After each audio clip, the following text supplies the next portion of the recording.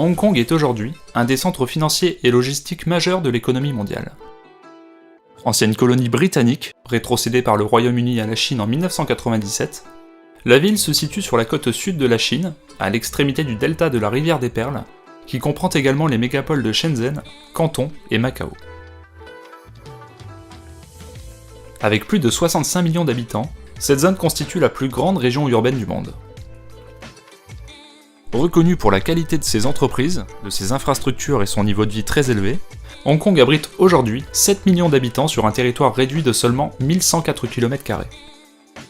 Mais peu de gens savent que cette densité de population exceptionnelle a atteint un record jamais égalé de 1,9 million d'habitants au kilomètre carré dans la citadelle de Kowloon, également appelée la Cité des Ténèbres par ses habitants.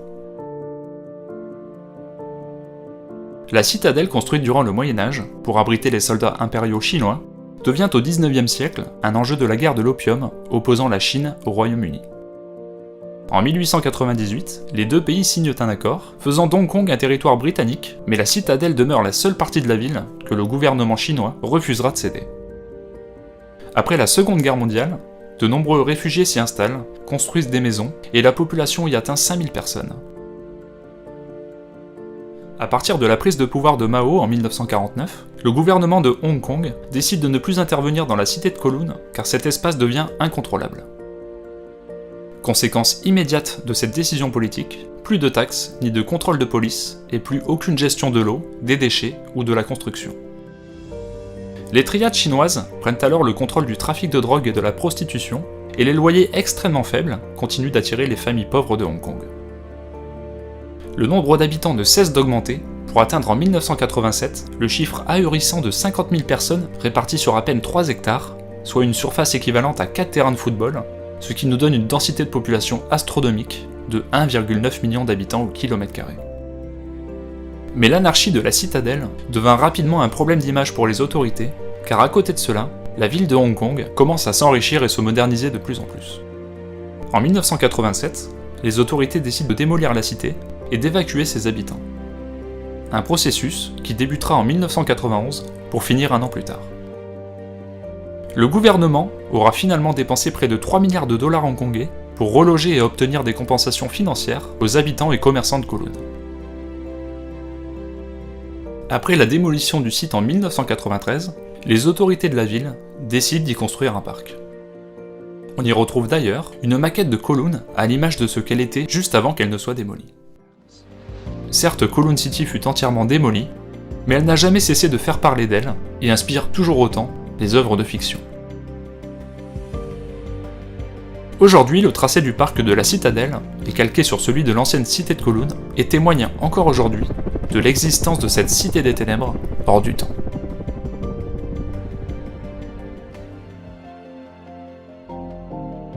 Perdue au milieu de nulle part, une immense cité flambant neuve se dégage de la jungle birmane. Naypyidaw, littéralement la demeure du roi, est 6 fois plus étendue que la ville de New York. Une ville en dehors du temps, où tout paraît démesuré, presque irréel, comme ces immenses autoroutes à 20 voies qui s'étendent à perte de vue et où il n'y a absolument personne, ou presque. On raconte d'ailleurs que ces immenses voies de circulation serviraient en réalité à faire atterrir des avions militaires en cas de guerre. Une véritable ville fantôme qui officiellement est estimée à 1 million d'habitants, mais alors où sont-ils ? Même en cherchant avec la meilleure volonté du monde, la population de cette nouvelle capitale semble être difficile à trouver. Partout, les rues sont vides, les nombreux hôtels de luxe désertés. Une atmosphère et un décor dignes des meilleures fictions post-apocalyptiques. Les rares personnes que l'on puisse croiser se révèlent être les balayeurs et les jardiniers chargés de l'entretien, ou au mieux quelques rares touristes. Curiosité pour les locaux, expérience insolite pour les autres. Qui n'est d'ailleurs possible que depuis 2011. Avant, les visiteurs étrangers n'avaient pas accès à Naypyidaw.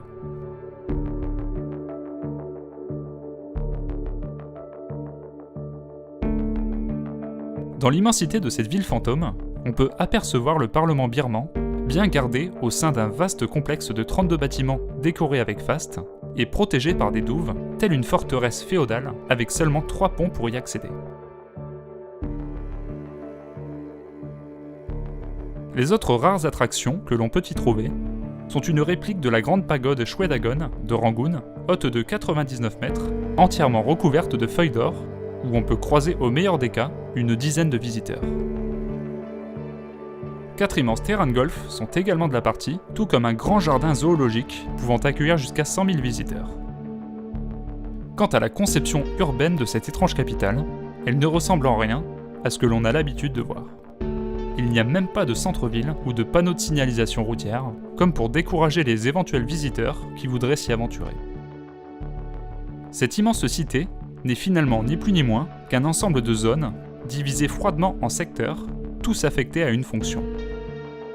Secteur des ministères, secteur des armées, ou encore cité dortoir pour les fonctionnaires.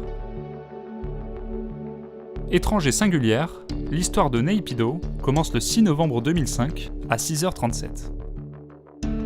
C'est la date et l'heure précise, choisie par les astrologues du général Tanchwe, à laquelle tous les fonctionnaires devaient quitter Rangoon pour aller s'installer à 320 km au nord dans cette nouvelle capitale, qui n'était alors même pas encore prête. La plupart ont d'ailleurs été prévenus la veille au soir, sans vraiment avoir le choix, puisque c'était soit Naypyidaw, soit la prison. Concernant la construction de la ville, il est impossible de savoir quand les travaux ont débuté, car Naypyidaw a été construite dans le plus grand secret.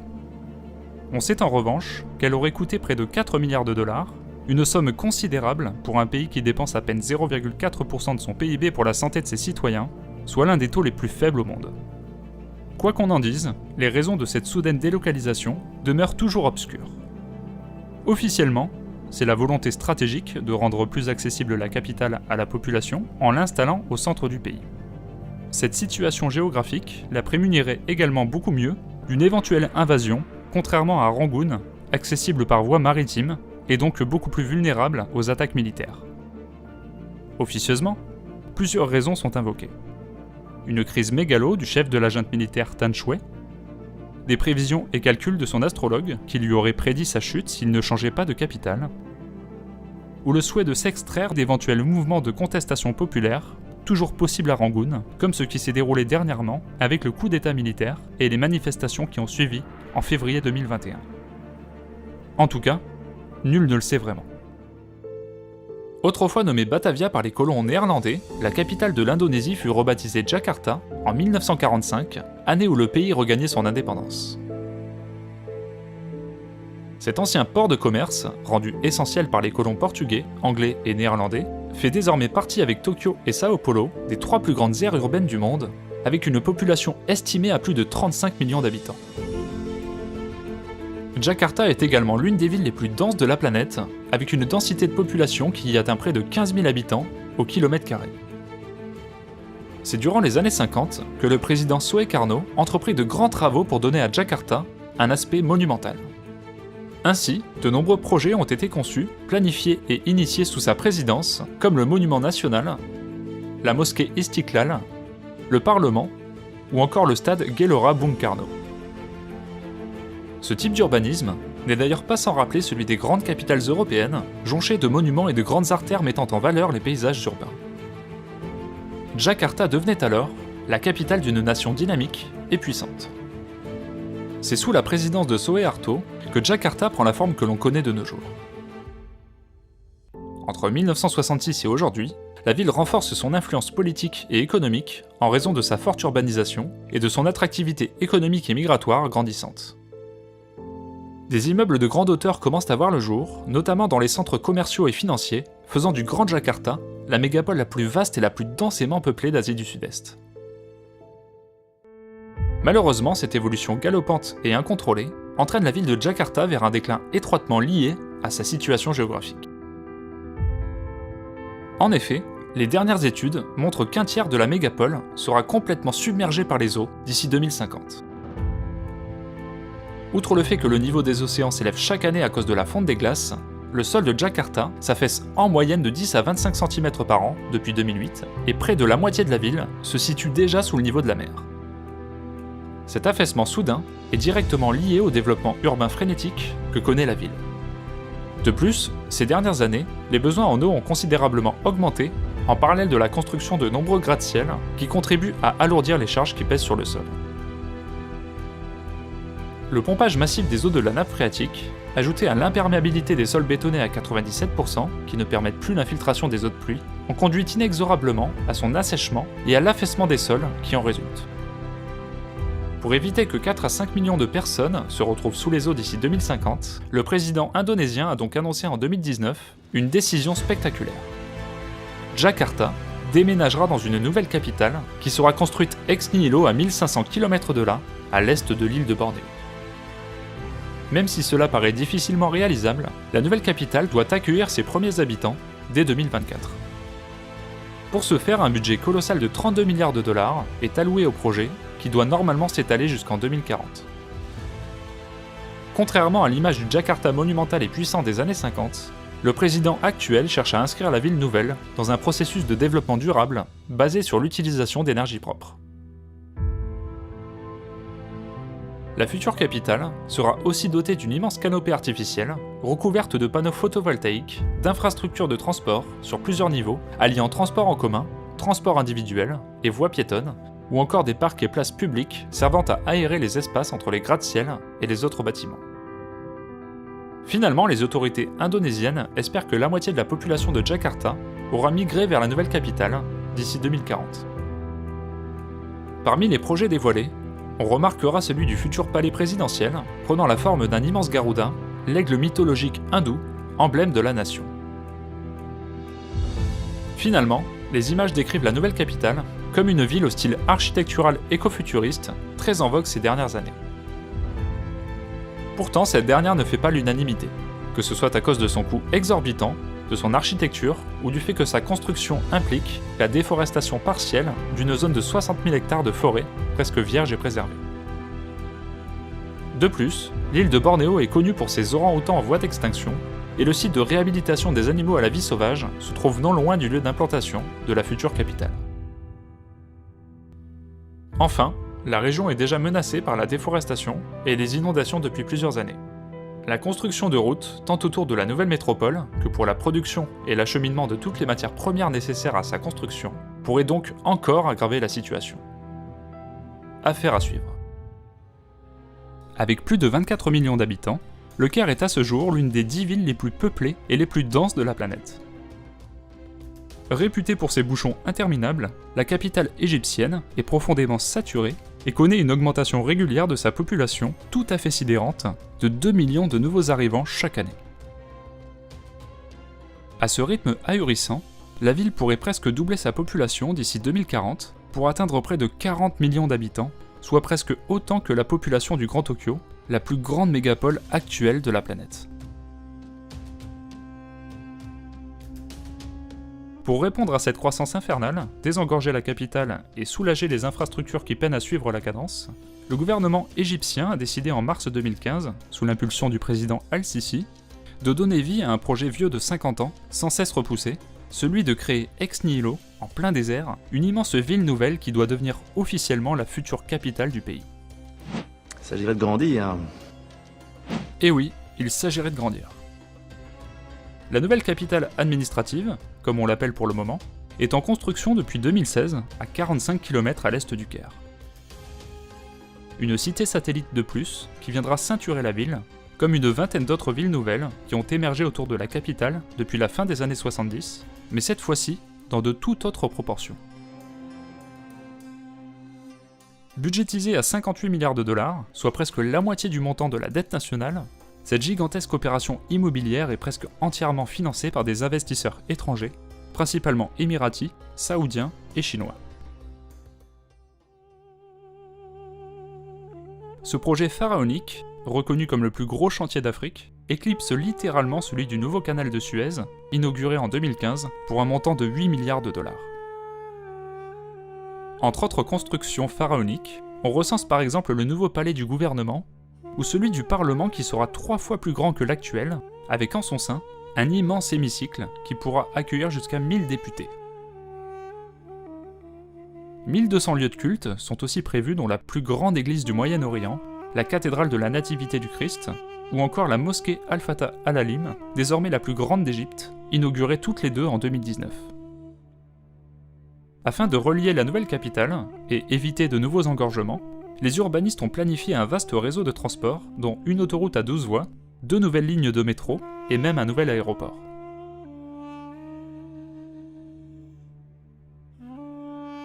Quant à l'eau potable, elle sera pompée directement dans le Nil, la source la plus proche à disposition, et sera acheminée via un aqueduc souterrain de 40 km de long. La ville nouvelle comprendra également un vaste parc résidentiel, des hôtels de luxe, d'immenses parcs et espaces verts, ainsi qu'un grand quartier d'affaires jonché d'une vingtaine de gratte-ciel modernes et surplombé par l'Iconic Tower du haut de ses 385 mètres. Un gratte-ciel qui devrait être inauguré début 2022 et qui a récemment décroché le titre de la plus haute tour de tout le continent africain. Avec une telle hauteur, elle symbolise parfaitement les désirs de grandeur et l'ambition du pouvoir de marquer l'histoire du pays. Elle incarne également, à l'international, cette nouvelle image d'une Égypte moderne et florissante.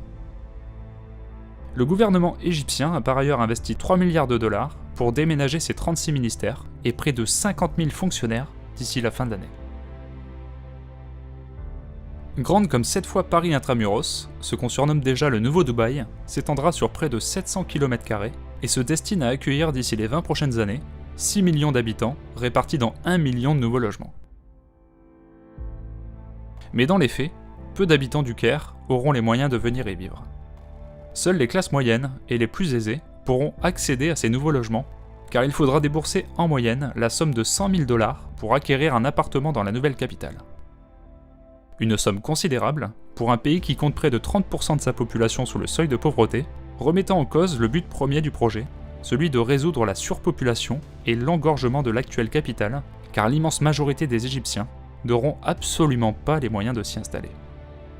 La vision d'aménagement du projet s'est portée sur une réalisation proche de ce qu'on peut faire par exemple à Dubaï, avec une ville densifiée en son centre, laissant la place à d'immenses espaces verts, avec un quartier d'affaires constituant par sa skyline un signal visuel fort et impactant. Mais cet urbanisme et cette architecture moderne est fortement décrié.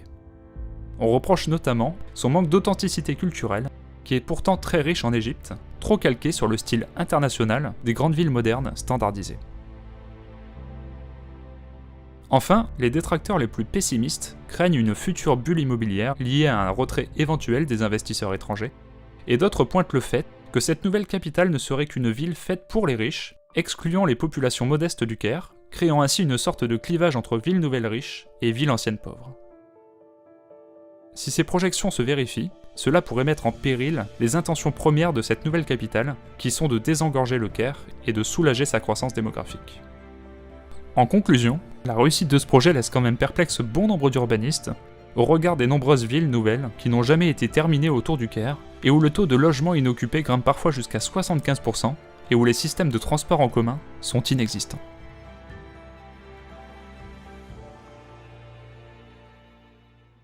Partout dans le pays, des milliers de chantiers sont à l'arrêt depuis plusieurs mois. Pire encore, des parcs d'immeubles entiers sont tout simplement dynamités et anéantis. Fire.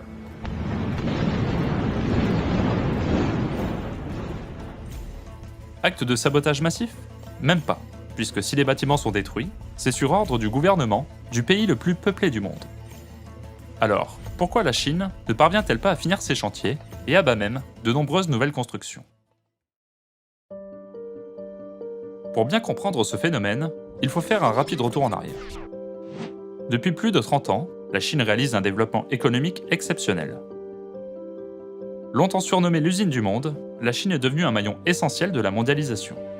Le pays possède ainsi aujourd'hui le deuxième PIB le plus important du monde, derrière les États-Unis, et les forêts de gratte-ciel qui ont poussé par milliers dans tout le pays ces 20 dernières années peuvent en témoigner. Une croissance économique fulgurante qui a eu des conséquences sur les modes de vie des quelques 1,4 milliard d'habitants que compte le pays. Elle a notamment poussé des millions d'entre eux vers les villes pour trouver du travail. Un exode rural qui se traduit par des chiffres vertigineux. Sur la seule année 2017, la Chine a recensé pas moins de 20 millions de nouveaux citadins, selon les chiffres officiels de l'agence Chine Nouvelle. Rendez-vous compte, cela représente près de 10 fois la population de Paris intramuros. Pour répondre à cet exode massif, la Chine a construit. Beaucoup construit. Principalement d'immenses cités dortoirs en périphérie des grandes villes. C'est alors que le secteur de la construction prend de plus en plus de poids dans l'économie chinoise. Aujourd'hui, l'immobilier en Chine représente 15% de son PIB, et ce chiffre grimpe même jusqu'à 25% si l'on considère les industries gravitant autour du secteur. Alors, jusqu'ici tout va bien ? Eh bien, pas vraiment, car la plupart des promoteurs chinois ont parié pendant des années sur la hausse continue des prix de l'immobilier, multipliant ainsi les projets à risque, en spéculant notamment sur le fait que la demande de logement serait telle qu'il serait facile de vendre ces nouvelles habitations, mais sans véritable garantie. Sauf qu'avec la crise du Covid et la politique sanitaire inflexible du gouvernement chinois, c'est finalement le contraire qui se produit. Pour tenter de stopper toute propagation virale, le gouvernement communiste met sous cloche pendant de très longs mois des villes d'importance mondiale comme Shanghai ou Pékin, ce qui ralentit considérablement l'économie du pays. Les potentiels acheteurs chinois se font alors de plus en plus rares. Autre facteur de crise, il y a un an, une série de mesures ont été votées pour serrer la vis dans ce secteur au fonctionnement nébuleux. Au lieu d'assainir le milieu, les lois visant à réguler les prêts bancaires pour les promoteurs surendettés vont pousser les plus grandes entreprises déjà surendettées au bord de la faillite. Incapables de payer leurs dettes, les grands groupes de l'immobilier ont dû mettre à l'arrêt des milliers de chantiers depuis l'année dernière. À titre d'exemple, le géant du secteur, Evergrande, a contracté à lui seul une dette astronomique de 280 milliards de dollars. Une somme équivalente au PIB d'un pays comme la Finlande en 2020, selon les données de la Banque mondiale. Un colosse du bâtiment aux fondations de plus en plus instables et qui continue d'inquiéter à l'heure actuelle les marchés financiers du monde entier. Un coup d'arrêt brutal qui se fait aux grandes dames des futurs propriétaires ayant déjà acheté sur plan leurs futurs appartements. Fait rare en Chine, des manifestations ont éclaté un peu partout dans le pays ces derniers mois, et les propriétaires demandent maintenant aux grandes entreprises de rembourser. Certains ont même arrêté de payer leurs prêts pour manifester leur mécontentement. Résultat, depuis plus d'un an, le chiffre d'affaires du secteur de l'immobilier est en chute libre dans l'empire du milieu, aggravant chaque jour un peu plus la crise immobilière qui sévit dans le pays.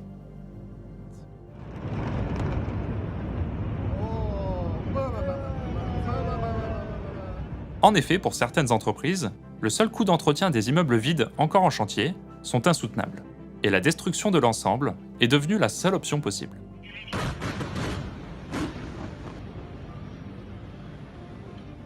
Cela a notamment été le cas dans certains quartiers de Zhengzhou, une mégapole de 10 millions d'habitants, située à 700 km au sud de Pékin.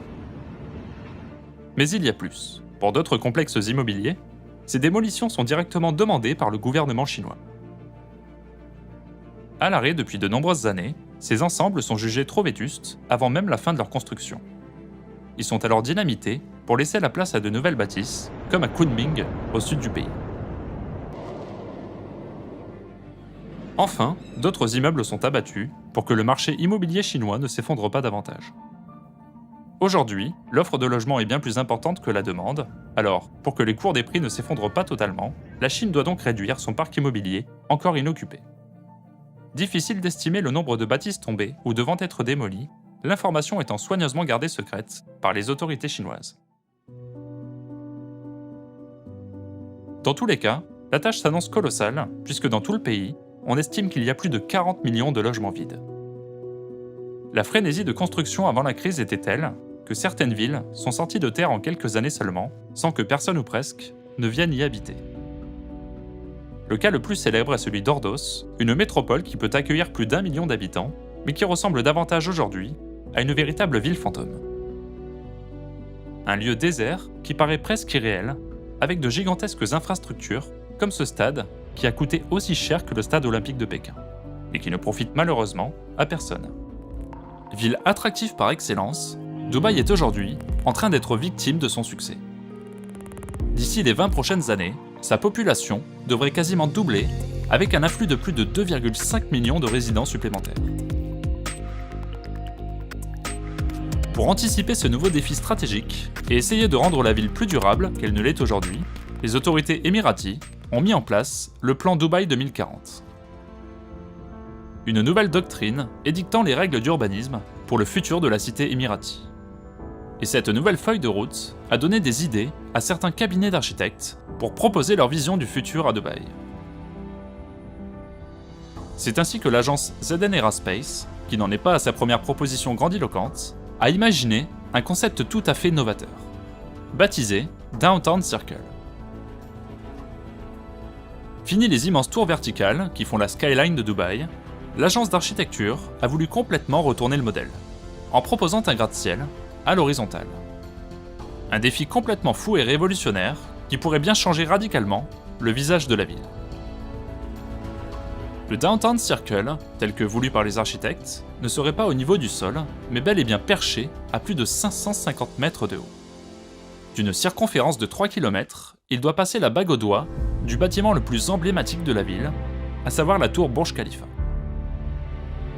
Un pic de 828 mètres de haut, qui n'est ni plus ni moins que la plus haute structure humaine jamais construite.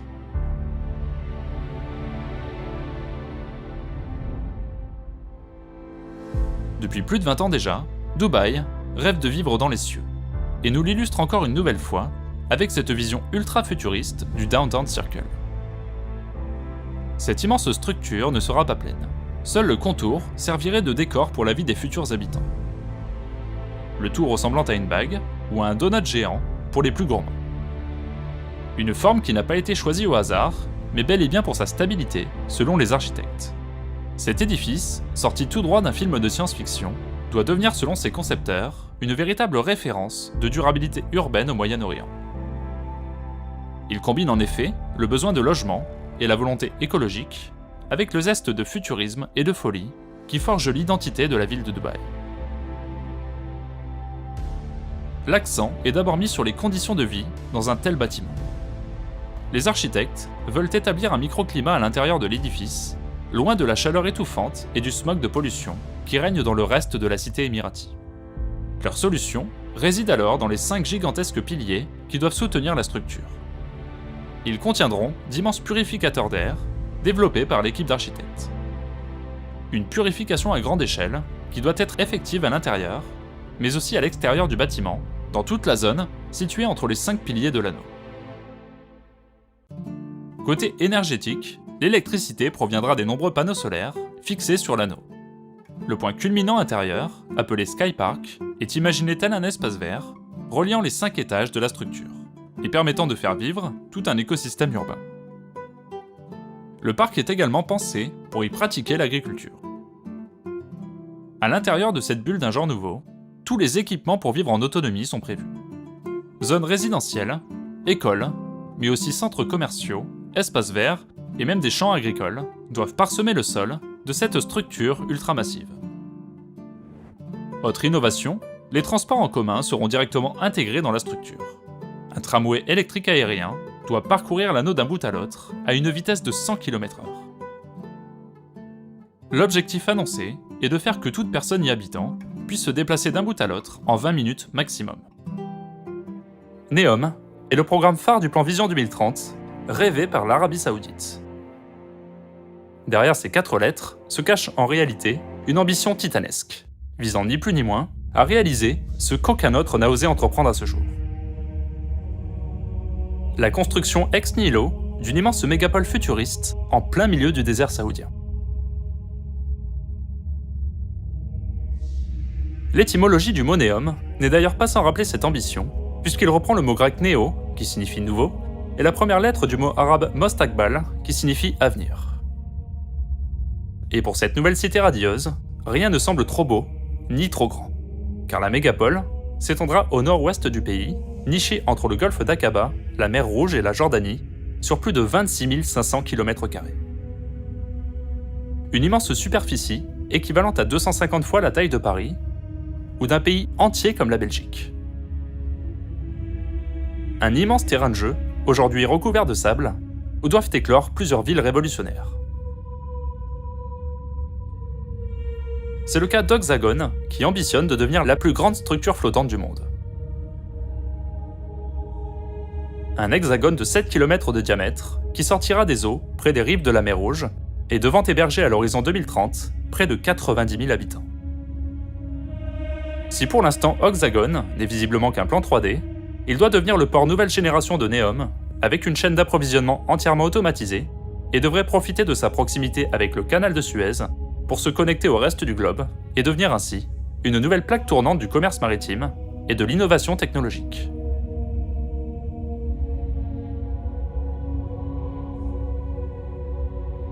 Le second projet de Neom, plus vertigineux encore, est celui qu'on appelle The Line. Présenté sous un jour nouveau, fin juillet 2022, cette immense cité linéaire est au cœur du projet Neom, et se composera de 2 immenses gratte-ciel parallèles de 500 mètres de haut, 200 mètres de large, et ce, sur près de 170 km de long. Aussi fou que cela puisse paraître, cette gigantesque ville murale sera pourtant invisible depuis le sol. La raison étant que ces murs seront entièrement recouverts de miroirs pour ne pas impacter le paysage naturel de la région. Un gigantesque mirage qui, vu du ciel, prendra la forme d'un trait complètement surréaliste, s'étirant de la mer Rouge jusqu'au massif montagneux du Hedjaz. Dans ces immenses structures en forme de U se concentrera toute la vie des habitants. Ils auront accès à tous les besoins nécessaires à la vie quotidienne, et ce, en moins de 5 minutes, selon les porteurs du projet. Avec cette immense ligne de verre, l'Arabie Saoudite veut révolutionner nos modes de vie citadins. Fini les interminables trajets en voiture ou en transport en commun, tout sera accessible grâce à une architecture pensée en modules, exemptée de routes, de voitures et d'émissions carbone. Lieux de travail et d'habitation, terrains de sport ou centres commerciaux seront autant d'éléments qui seront rationalisés pour permettre une optimisation de la vie des habitants. Ces modules, ainsi assemblés, formeront des compartiments qui seront reproduits tout le long de cette cité linéaire. Finalement, The Line est un peu comme un hommage moderne à la notion d'unité d'habitation ou de village vertical, imaginée dès les années 1920 par Le Corbusier, qui souhaitait alors émanciper l'homme de l'usage de la voiture et minimiser les temps de transport, en incluant toutes les fonctions liées au travail, à l'habitat et aux loisirs au sein d'un même immeuble. Comme en témoigne la fameuse cité radieuse à Marseille, ou l'unité d'habitation de Firminy, dans le département de la Loire. Les rendus actuels dévoilent aussi des toits végétalisés où les futurs habitants pourront se prélasser tout en profitant du spectacle fascinant et perpétuel offert par l'immensité du désert. À terme, cette nouvelle façon de penser la ville devrait accueillir jusqu'à 9 millions de personnes. Une immense population qui ne provoquerait pourtant pas un développement anarchique de l'urbanisme qui paralyse aujourd'hui de nombreuses villes.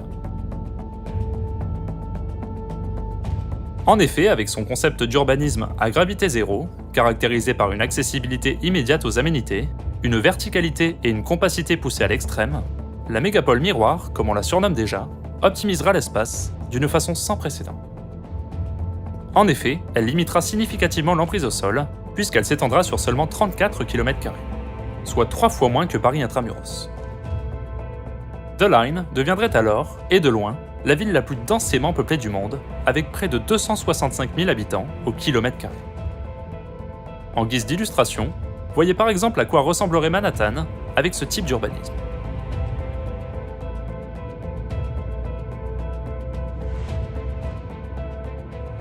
Une ambition d'ailleurs affichée comme un exemple de ce à quoi la ville du futur devrait ressembler. Selon le prince et président du conseil d'administration de Neom, The Line est une solution nouvelle qui doit révolutionner notre façon de penser la ville en valorisant la verticalité et la faible empreinte au sol afin d'empiéter le moins possible sur la nature environnante. C'est très intéressant. Un fantasme d'architecte et d'urbaniste. Qui va être maître de l'eau? Cette utopie va se révéler être une dystopie. Je suis Alain Musset, je suis géographe, spécialiste des mondes urbains, d'abord en Amérique latine, et puis maintenant de plus en plus mondes urbains dans la science-fiction. Mon institution, c'est l'Institut universitaire de France. The Line, c'est un grand projet.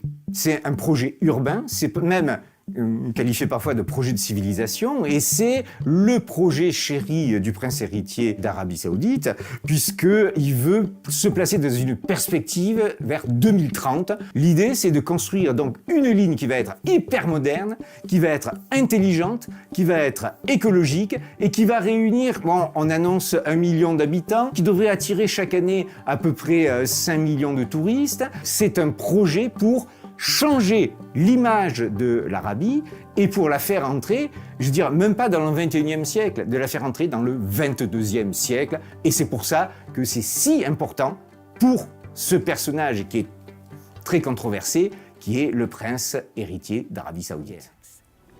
And every advancement made in NEOM will be shared with the world, so we can make water flow forever. We can make water flow forever. Ce qui est dit, c'est que l'eau va nous manquer à toutes et à tous. Alors la solution, ça va être la solution technique. On va faire de la désalinisation, on va réutiliser l'eau qui a été déjà une première fois utilisée pour la rendre consommable encore presque à l'infini. Le problème, il est ailleurs. Qui va être maître de l'eau? Bien sûr, il va y avoir de l'eau pour tout le monde. Bien sûr, on va partager. Mais à partir du moment où ce sont les techniciens qui vont dominer l'eau, ce sont les politiques qui dominent les techniciens.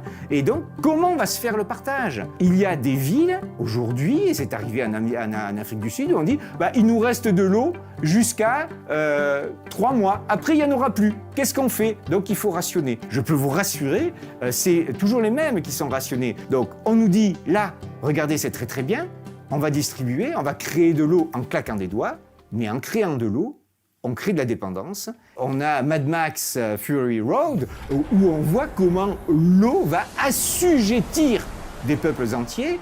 Celui qui peut distribuer de l'eau va devenir comme un dieu, et ma foi, c'est peut-être une des ambitions des maîtres de The Line. I see trees of green, my was true, and I think to myself, what a wonderful. Ah, magnifique. Vous auriez envie de vivre là-dedans, vous? Pas moi. Et pourtant, ce sont nos villes actuelles, mais les villes actuelles qui sont très largement fantasmées. C'est, par exemple, dans la science-fiction, tout un courant qui est anti-urbain. Et l'anti-urbanisme, ce qu'on a appelé l'urbanophobie, on va la retrouver ici. J'ai presque l'impression, en voyant ça, de me retrouver dans la métropolis de Fritz Lang, donc on est en 1920-1921, avec ces immeubles qui étouffent tout, et surtout les classes sociales inférieures, les ouvriers et autres qui vivent dans le sous-sol, qui ne voient jamais le soleil, là, qu'on va retrouver encore une fois dans d'autres grands classiques. Coruscant, la capitale de l'Empire galactique dans Star Wars, eh bien au fond de Coruscant, puisque les gratte-ciels font plusieurs kilomètres de haut, il n'y a pas de jour, il n'y a pas de soleil, il n'y a pas de lumière, tout est artificiel. Et là, on est dans la ville de béton, on mange du béton, on bouffe du béton, on vit et on meurt dans le béton. C'est Ghost in the Shell, par exemple, aussi. Je veux dire, cette ville de l'avenir, d'un avenir proche, je veux dire, elle est terrible, elle fait vraiment pas envie. Voilà, il faut trouver une solution. Et la solution, on va la trouver en sautant, comme cette jeune fille, dans une sorte de paradis terrestre. Ce paradis terrestre, c'est quoi? Eh bien, c'est The Line. Pour échapper à l'horreur, allons dans The Line.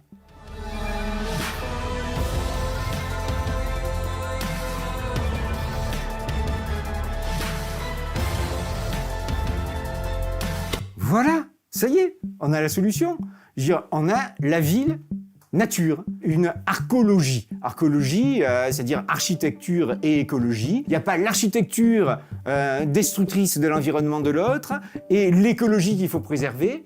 On va construire des bâtiments écologiques où il va y avoir des arbres, des cascades. On voit ces superbes cascades qui débordent de tous les côtés. Et c'est quelque chose qui, évidemment, a beaucoup plu à la science-fiction. On se croirait là, dans Skyscraper avec Dwayne Johnson, The Rock. On a exactement les mêmes paysages. On a des jardins, on a des cascades, on a même des rivières. C'est un monde en soi qui va, effectivement, réconcilier la création des humains avec la création du monde.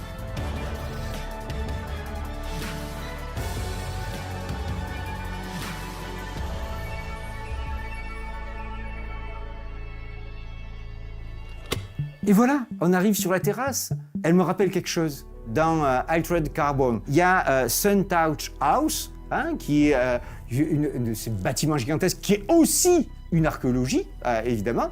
Et au sommet, on a exactement les mêmes paysages. On dirait qu'ils ont carrément piqué les idées sur la série des science-fiction. Et ce qui est intéressant aussi, c'est de voir les gens qui sont là. Suntouch House, ce sont les plus riches. Les plus pauvres, ils sont en bas. Ils vivent en dessous des nuages, ils vivent dans la pauvreté et dans le brouillard la nuit permanente. Donc, il y a derrière le message des petites choses à décrypter, comme on va voir.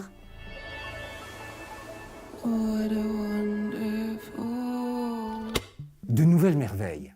Alors là, c'est la référence aux merveilles, aux 7 merveilles du monde antique. On va créer une nouvelle merveille, bien entendu. Ça va être ce qu'on appelle la ville intelligente. Parce que pour que tout ça fonctionne, il faut plus que des êtres humains. Il faut des intelligences artificielles. Sauf que le paradis technologique a un certain nombre de problèmes. Que se passe-t-il si ça se dérègle? Qui peut vivre là? C'est le flicage absolu et permanent. C'est ça qu'on nous annonce, c'est ça qu'on nous présente. Je ne suis pas certain que ce soit réellement le paradis terrestre. Alors la question que tout le monde se pose, bien évidemment, c'est The Line.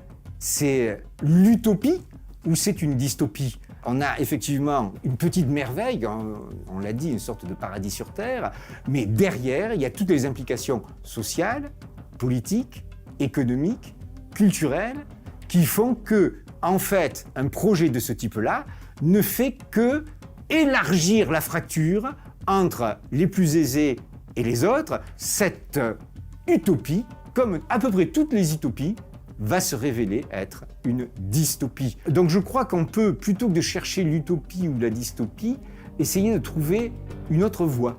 Là, on aurait peut-être une utopie à réaliser. Celui d'un cube géant de 400 mètres de haut, qui doit venir s'implanter en plein cœur de Riyad, la capitale du royaume. Quelle drôle d'idée. Depuis quelques mois, l'actualité est on ne peut plus brûlante au Moyen-Orient. Que ce soit aux Émirats Arabes Unis, avec le concept proposé d'un donut géant de 550 mètres autour du Burj Khalifa, ou plus spécialement en Arabie Saoudite, avec la plantation de près de 10 milliards d'arbres et la construction d'une immense mégapole futuriste baptisée Neom, les projets toujours plus spectaculaires ne cessent de se multiplier, rivalisant de superlatifs à chaque nouvelle annonce. Et maintenant, c'est au tour de la capitale saoudienne de subir une nouvelle transformation qui, vous allez le voir, est à la hauteur des ambitions du royaume.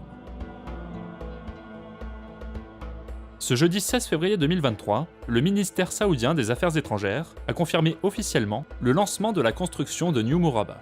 Un chantier titanesque de plus, impulsé par le prince héritier d'Arabie Saoudite, Mohammed Ben Salman, et visant à créer un nouveau centre urbain ultra-futuriste pour la ville de Riyad. Un projet pharaonique qui s'inscrit tout comme Neom dans le cadre du plan Vision 2030. La nouvelle feuille de route du gouvernement saoudien qui doit guider le royaume dans son objectif de développement durable et d'émancipation vis-à-vis de sa dépendance à l'or noir. Prévu d'être construit au nord-ouest de la capitale, le quartier New Murabba est décrit comme le nouveau visage de Riyad et sera construit autour d'un incroyable cube géant qui sera l'une des plus grandes structures humaines jamais construites. Les chiffres annoncés pour cette vaste opération d'aménagement donnent littéralement le vertige. En effet, cette nouvelle entité urbaine comptera plus de 104 000 nouveaux logements, 9 000 chambres d'hôtel, mais aussi 980 000 mètres carrés de commerce en tout genre, ou encore 1,4 million de mètres carrés de bureaux et 620 000 mètres carrés dédiés aux loisirs. À terme, ce nouveau quartier doit accueillir des centaines de milliers d'habitants qui auront accès à toutes les aménités de la vie quotidienne en moins de 15 minutes. La communication saoudienne évoque également le concept de durabilité urbaine avec la création d'espaces verts ou encore de pistes cyclables et pédestres qui amélioreront la qualité de vie en accord avec les principes du plan Vision 2030. En résumé, New Murabba, qui signifie le nouveau carré en arabe, doit devenir ni plus ni moins que le plus grand centre-ville moderne et futuriste du monde. Il devra s'étendre sur 19 km², soit presque 1/5 de la superficie de Paris intramuros. Et comme aime le faire l'Arabie Saoudite, cette nouvelle centralité urbaine sera en prime accompagnée d'un édifice cubique aux proportions invraisemblables, le Moukab. Un bâtiment spectaculaire, sorti tout droit d'un film de science-fiction et dont le volume est tellement gigantesque qu'il pourrait contenir en son sein 20 gratte-ciel de la taille de l'Empire State Building.